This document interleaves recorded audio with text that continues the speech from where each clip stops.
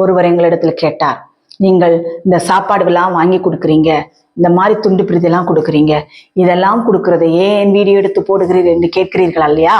அவர்களுக்காக ஒரு சின்ன ஷார்ட் மெசேஜ்.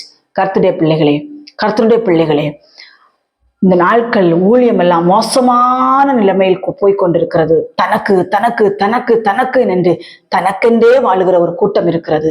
அந்த கூட்டத்தை எல்லாம் ஆண்டவர் மாற்ற வேண்டும். இந்த ஊழியத்தை இன்னும் அநேகர் செய்ய வேண்டும். ஒருத்தர் கேட்கிறாரு, உங்க பெருமைக்காகவா நீங்கள் வீடியோ எடுத்து போடுகிறீர்கள்? என் கர்த்தரை குறித்து மேன்மை பாராட்டுகிறதே எங்களுக்கு மேன்மை பாராட்டல். எங்களுடைய மேன்மைகள் எல்லாம் குப்பை. எங்களுக்கு அந்த மேன்மையே தேவை கிடையாது. நாங்கள் அந்த மக்களுக்கு கொடுத்து நாங்கள் கிறிஸ்துவை வெளிப்படுத்துகிறோம். இதே போல ஊழியக்காரர்கள் கிறிஸ்துவை வெளிப்படுத்துங்க அப்படிங்கிறதுக்கு தான் நாங்கள் வீடியோ எடுத்து போடுறோம். அல்லது எங்க பெருமைக்காகவோ எங்களுடைய ஆசைபாசங்களுக்காகவோ எதுக்குமே கிடையாது. எங்களுக்கு இதனால எங்களுக்கு 10 காசு வருமானமும் கிடையாது. புரியுதா? எங்களுக்கு ஆண்டவர் கொடுக்கிற பணத்துல நாங்க கொஞ்சம் என்ன செய்யறோம், இப்படி ஊழியத்தை கொடுத்து தாங்குறோம். 100 ரூபாய் காணிக்க வந்துனா 50 ரூபாய் ஏழை ஜனங்களுக்கு.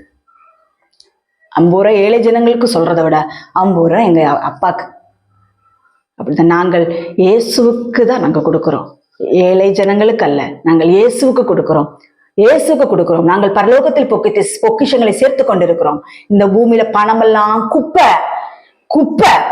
இந்த பணத்தை வச்சு நீங்க என்ன, நான் ஒண்ணு கேட்கட்டா, பஞ்சம் வந்து கொண்டு இருக்கிறதா. இந்த பஞ்சத்துல நீ எவ்வளவு கட்டுக்கட்டா பணத்தை வச்சிருந்தாலும் உனக்கு கடைசி வந்த பணத்தை தான் நீ திம்ப.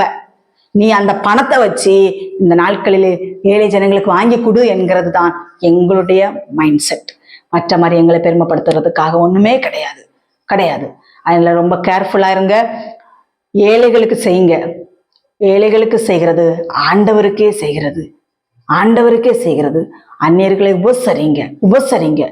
ஒவ்வொரு நாளும் நீங்க 500 ரூபாய்க்கு சாப்பிட்றீங்களா, அதுல ஒரு 100 ரூபா 150 ரூபா 200 ரூபா மக்களுக்கு கொடுங்க, சாப்பாடு வாங்கி கொடுங்க. இதுதான் எங்களுடைய நோக்கமே தள்ளி எங்களுடைய மேன்மை பாராட்டலுக்கோ எங்களுடைய சுய இதுக்கோ எதுக்குமே கிடையாது. நாங்கள் கர்த்தர் சொன்னார் செய்கிறோம், அவ்வளவுதான். இதே மாதிரி எல்லா ஊழியக்காரர்களும் செய்யுங்க அப்படிங்கறத எங்களுடைய இது.